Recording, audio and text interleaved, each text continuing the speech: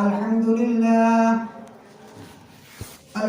لله نحمده ونستعينه ونستغفره ونؤمن به ونتوكل عليه ونعوذ بالله من شرور أنفسنا ومن سيئات أعمالنا من يهده الله فلا مضل له ومن يضلله فلا هادي له ونشهد أن لا إله إلا الله وحده لا شريك له ونشهد أن سيدنا ومولانا محمدا عبده ورسوله صلى الله عليه وعلى آله وأصحابه وبارك وسلم تسليما كثيرا أما بعد أعوذ بالله من الشيطان الرجيم بسم الله الرحمن الرحيم أم حسبتم أن تدخلوا الجنة ولما يأتكم مثل الذين خلوا من قبلكم مستهم البأساء والضراء وزلزلوا حتى يقول الرسول والذين آمنوا معه متى نصر الله ألا إن نصر الله قريب صدق الله مولانا العظيم وصدق رسوله النبي الكريم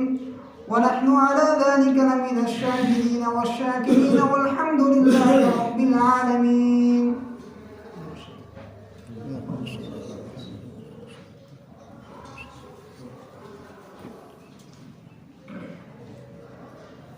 محترم حضرات، علماء کرام اور میرے دینی بھائی، مصیبتیں اور پریشانیاں انسانی زندگی کا لازمی حصہ ہے. اللہ تبارک و تعالی اپنے بندوں پر مصیبتوں کو بھیجتا ہے، پریشانیوں کو بھیجتا ہے. یہ مصیبتیں انسان کو کیوں گھیر لیتی ہیں؟ اس کی وجہ کیا ہے؟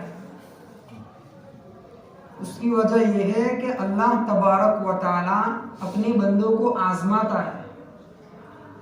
سب سے پہلے یہ بات کہ اللہ تبارک و تعالی نے قرآن کریم میں جگہ جگہ پر اپنی صفت حکیم کو ذکر فرمایا.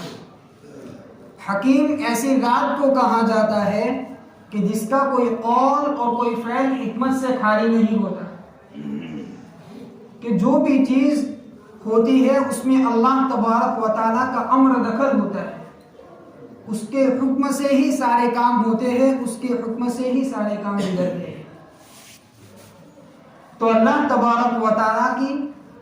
صفت حکیم ایک ذات ہے، تو اس ذات کو کہا جاتا ہے کہ جو بھی چیز ہوتی ہے اس کے دانشمندانہ امر کو اس میں دخل ہوتا ہے، اس کے حکیمانہ فیصلے کو اس میں دخل ہوتا ہے. تو اللہ تبارک و تعالیٰ نے ہر دور میں اور ہر زمانے میں ایمان والوں کو آزمایا، ایمان والوں کی طرح طرح سے آزمائش کی، اور اللہ تبارک و تعالیٰ نے ان کو آزمایا، ان کو پرکھا. کیوں؟ کہ اللہ تبارک و تعالیٰ کے نزدیک ان کا ایک مقام ہے، انسان کا ایک مقام ہے. اس مقام کو پانے تک، یعنی اس مقام تک اپنے عمل سے وہ نہیں پہنچ سکتا، اس لیے اللہ تبارک و تعالیٰ نے ان کو آزمائش میں ڈالا.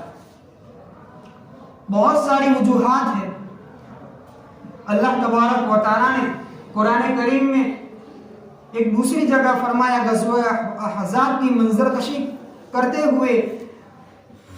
فرمایا، اذ جاءوکم من فوقکم ومن اسفل منکم وَإِذْ زَاغَتِ الْأَبْصَارُ وَبَلَغَتِ الْقُلُوبُ الْحَنَاجِرَ وَتَظُنُّونَ بِاللَّهِ الظُّنُونَ هُنَالِكَ ابْتُلِيَ الْمُؤْمِنِينَ وَزُلْزِلُوا زِلْزَالًا شَدِيدًا. اللہ تبارک و تعالیٰ نے غزوہ احزاب کی منظر کشی کھینچی ہے. غزوہ احزاب سن ہجری 5 میں ہوا. اس کا سبب اور اس کی وجہ یہ ہے کہ بنو نذیر اور بنو قریظہ یہ یہودیوں کے قبیلے تھے مدینہ میں.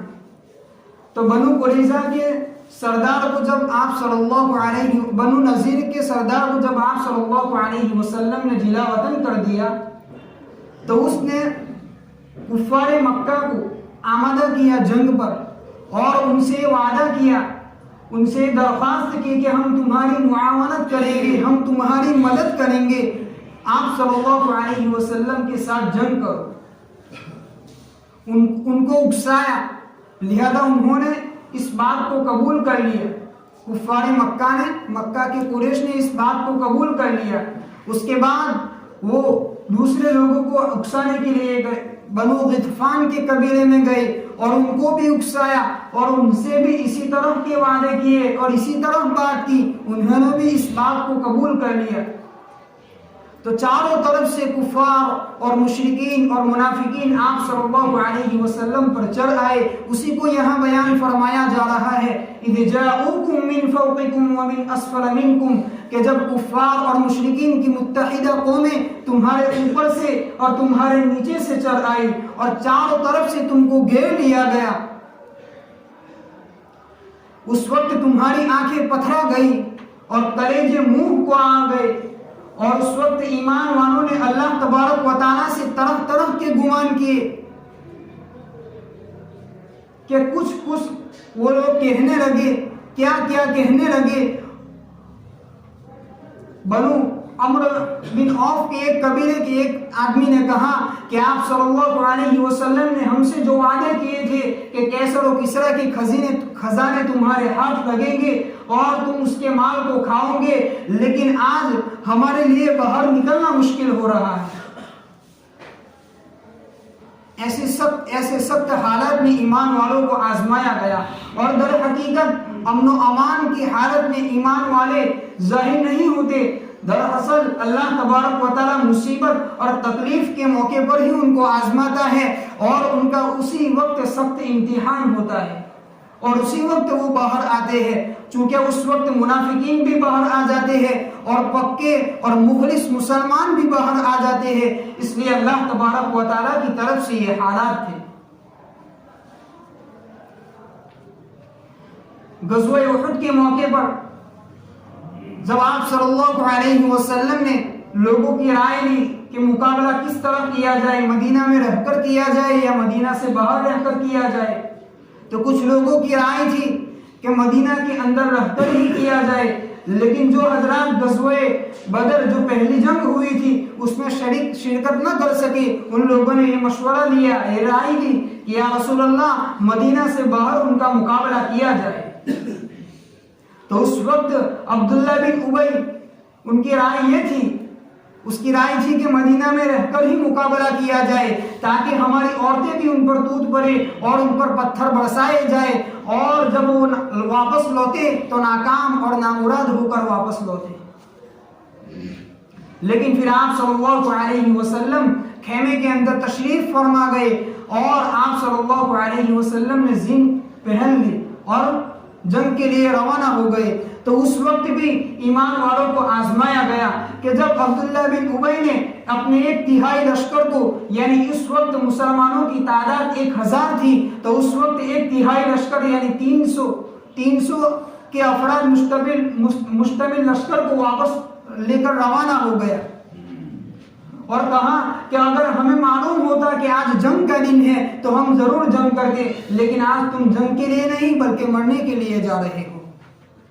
ایمان والوں پر ایسے حالات آئے لیکن گھبرائے نہیں، آپ صلی اللہ علیہ وسلم نے ان کی حوصلہ افزائی کی اور ان کو تسلی دی۔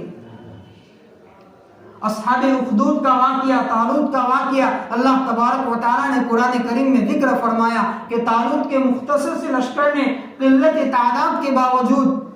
بھوک اور پیاس کے باوجود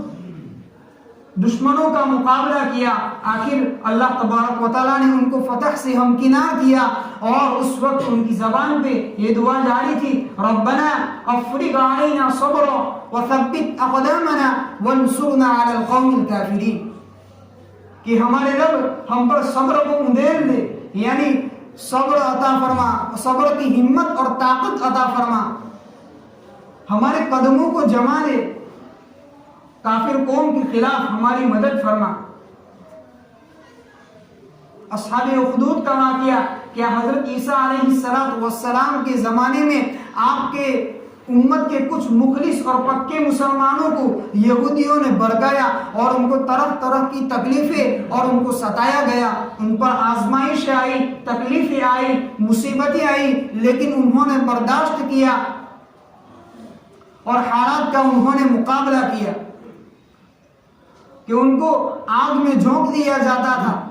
حضرت خباب رضی اللہ تعالیٰ عنہ آپ صلی اللہ علیہ وسلم سے اپنے اوپر ہونے والی تکلیفوں اور پریشانیوں کا حال ذکر کرتے ہوئے فرماتے ہیں کہ یا رسول اللہ ہمارے لیے کوئی دعا کر دیجئے تاکہ ہم پر اللہ تبارک و تعالیٰ مہربانی فرمائے اور ہمارے لیے سہولت والا معاملہ فرمائے۔ آپ صلی اللہ علیہ وسلم نے فرمایا، اس وقت چونکہ بے کسی کی حالت میں تھے،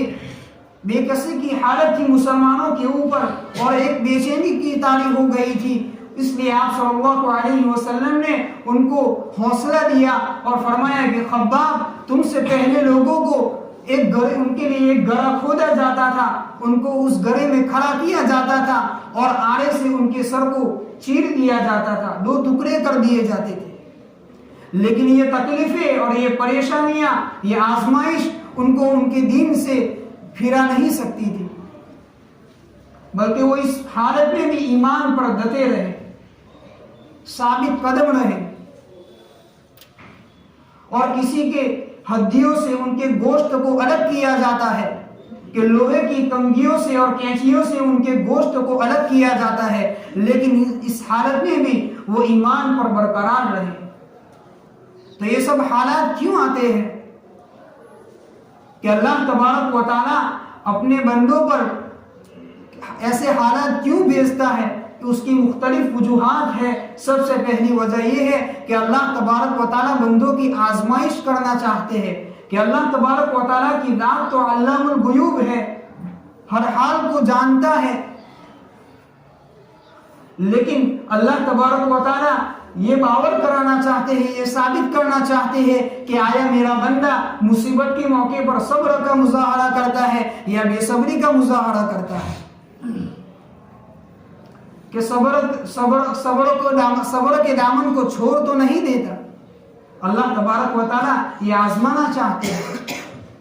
اسی کو فرمایا دوسری جگہ پہ وَلَنَبْلُوَنَّكُمْ بِشَيْءٍ مِّنَ الْخَوْفِ وَالْجُوعِ وَنَقْصٍ مِّنَ الْأَمْوَالِ وَالْأَنفُسِ وَالثَّمَرَاتِ،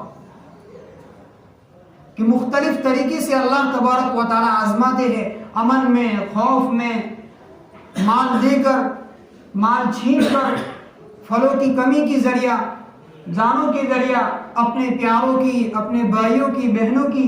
کہ ان کی شہادتوں کے ذریعہ اور ان کی انتقال پر اللہ تبارک و تعالیٰ مسلمانوں کو آزماتے ہیں۔ تو ایک وجہ یہ کہ مومن بندے کی آزمائش، دوسری وجہ کہ اللہ تبارک و تعالیٰ کہ مسلمانوں کے گناہوں کا کفارہ، کہ مومن بندہ کہ جب اس کے اوپر مصیبت آتی ہے، اس کے اوپر پریشانی آتی ہے، تو مومن بندوں کے گناہوں کا کفارہ ہو جائے، اس لیے اللہ تبارک و تعالیٰ مسلمانوں پر ایسے حالات بھیجتا ہے۔ آج دنیا کے حالات دیکھ لے کہ مسلمانوں کے اوپر، مسلمانوں کے دین کے اوپر، ایمان کے اوپر حملے ہو رہے ہیں، لیکن آج مسلمان ابھی بھی بیدار نہیں ہوا۔ اللہ تبارک و تعالیٰ کی طرف رجوع کرنا چاہیے ایسے حالات میں۔ اللہ تبارک و تعالیٰ سے 2 رکعت پڑھ کر، نماز پڑھ کر دعا کرنی چاہیے، اپنے لیے، اپنے گھر والوں کے لیے، اپنی امت، اپنے معاشرے کے لیے، پوری امت کے لیے دعائیں کرنی چاہیے کہ اللہ تبارک و تعالیٰ کہ مومن کے گناہوں کو نیکیوں میں بدلنا چاہتے ہیں، تاکہ مومن بندہ مصیبتوں پر صبر کر کے اور مصیبتوں پر جمع ایمان پر ثابت قدم رہ کر اپنے گناہوں کا کفارہ کر سکے۔ تو اللہ تبارک و تعالیٰ مسلمانوں کو اور ایمان والوں کو آزماتے ہیں کہ مومن بندے کو جو بھی مصیبت پہنچتی ہے، حتیٰ کہ ایک کانٹا بھی چبھتا ہے تو اس کی وجہ سے اس کے گناہ کا کفارہ ہو جاتا ہے، یہاں تک کہ یہ قلم اس جیب میں رکھی ہے، دائیں جیب میں رکھی ہے اور بائیں جیب میں ہم تلاش کرتے ہیں تو ایک وقت تک کے لیے، ایک آن کے لیے، ایک گھڑی کے لیے ہمارا دل بے چین ہو جاتا ہے، تو اس پر بھی اللہ تبارک و تعالیٰ اجر عطا فرماتے ہیں۔ پریشان کی حالت میں بھی، پریشانی پر صبر کرنے پر بھی اللہ تبارک و تعالیٰ اجر عطا فرماتے ہیں۔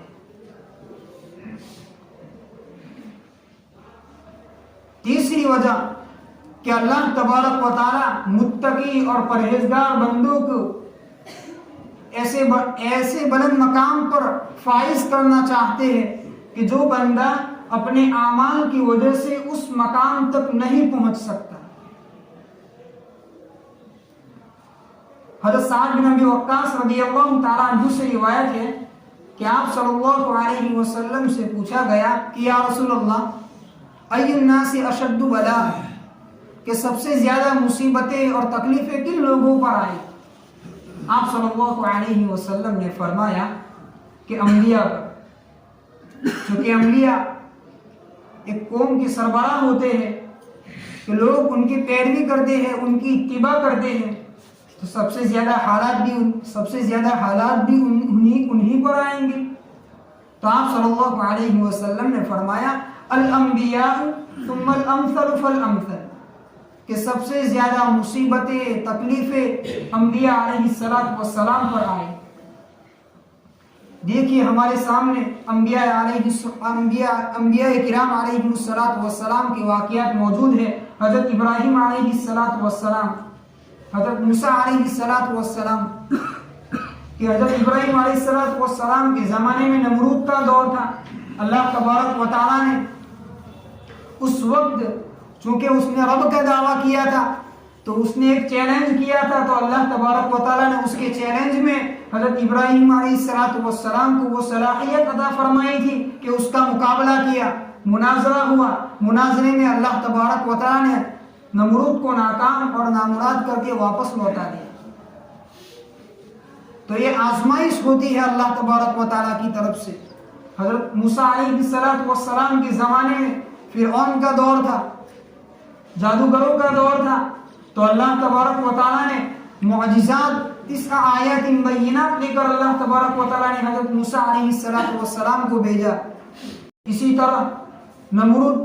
قارون کے تمام کو اللہ تبارک و تعالیٰ نے ناکام اور نامراد کر دیے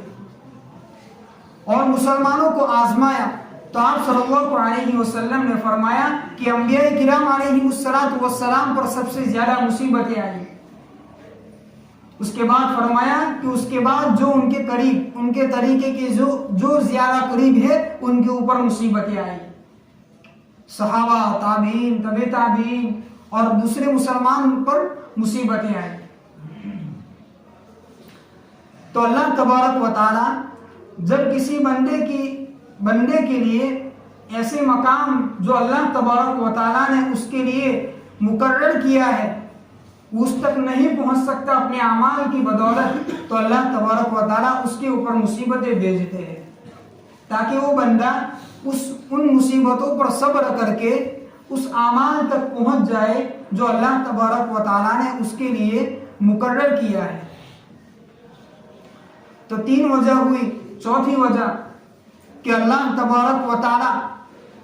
اپنے بندے سے، اپنے غافل بندے سے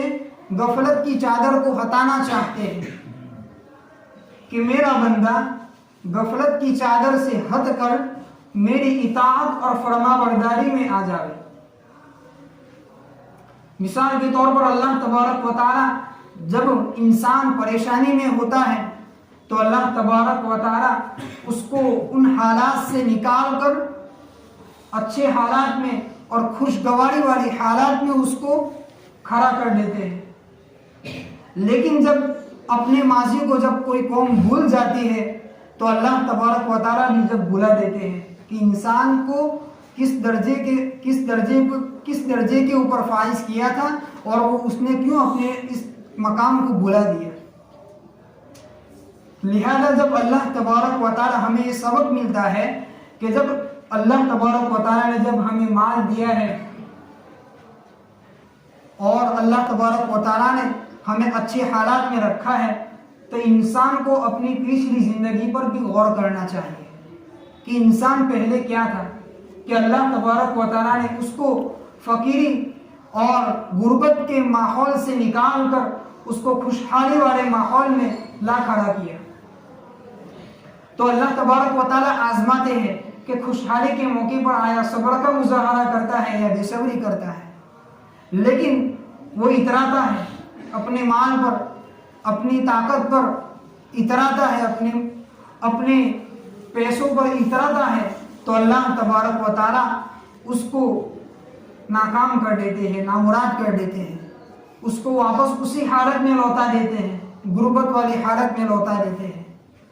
تو اللہ تبارک و تعالیٰ اپنے بندوں سے غفلت کی چادر کو ہٹانا چاہتے ہیں تاکہ میرا بندہ غفلت کی چادر کو نکال کر اطاعت اور فرمانبرداری والی زندگی گزارے، میرے حکم کے مطابق، میرے رسول کے طریقے کے مطابق زندگی گزارے۔ پانچویں وجہ کہ اللہ تبارک و تعالیٰ جب کسی بندے سے ناراض ہوتا ہے تو اللہ تبارک و تعالیٰ اپنی رحمت کے دروازے کھول لیتا ہے، یعنی اس کے اوپر آسانی کر دیتے ہیں، اپنے رزق کے دروازے اس کے اوپر کھول دیتا ہے تاکہ وہ اس مال کی خواہش میں، اس مال کی لالچ میں اس کے پیچھے بھاگتا رہے، دنیا کے پیچھے بھاگتا رہے، اور جب وہ اللہ کو بھول جاتا ہے، مال کے پیچھے لگ جاتا ہے، تو اللہ تبارک و تعالیٰ اس کے اوپر مصیبتوں کے انبار بھیجتے ہیں، اور ایک مصیبت ختم نہیں ہوتی، دوسری مصیبت آ بڑھتی ہے۔ تو یہ مصیبتیں اللہ تبارک و تعالیٰ مختلف طریقے سے آزماتے ہیں بندے کو۔ تو ان کا حل کیا ہے؟ ان کا حل یہ ہے کہ سب سے پہلا کہ اللہ تبارک و تعالیٰ سے ایسے موقع پر استرجاع کرنا چاہیے کہ ایسے حالات میں اللہ تبارک و تعالیٰ نے فرمایا قرآن کریم میں، الذین اذا اصابتهم مصیبہ قالوا انا للہ وانا الیہ راجعون، کہ جب ایسے حالات آئے تو اللہ تبارک و تعالیٰ سے استرجاع کرنا چاہیے۔ اس کا مطلب یہ ہے کہ یہ دعا پڑھنی چاہیے، انا للہ وانا الیہ راجعون، کہ اس میں اللہ تبارک و تعالیٰ کے ہر فیصلے کو، چاہے وہ اچھا ہو یا برا، اس کو برضا و رغبت قبول کرنے کا اعلان ہے۔ دوسرا کام یہ کرنا ہے کہ اللہ تبارک و تعالیٰ سے اپنے گناہوں کی معافی مانگنا ہے، 2 رکعت نماز پڑھ کے اللہ تبارک و تعالیٰ سے دعا کرنا ہے۔ اور تیسرا کام یہ کرنا ہے کہ اپنی طاقت کے مطابق صدقہ کرنا ہے۔ اگر انشاءاللہ ان ماحول میں یہ کام کریں گے تو اللہ تبارک و تعالیٰ سے دعا ہے کہ اللہ تبارک و تعالیٰ ہر مشکل حالات میں ہماری رہنمائی فرمائیں گے، ہماری مدد فرمائیں گے۔ تو بھائی کریں گے سب انشاءاللہ۔ اللہ تبارک و تعالیٰ مجھے اور آپ کو ان کہی ہوئی باتوں پر عمل کرنے کی توفیق عطا فرمائے، آمین۔ وآخر دعوانا الحمد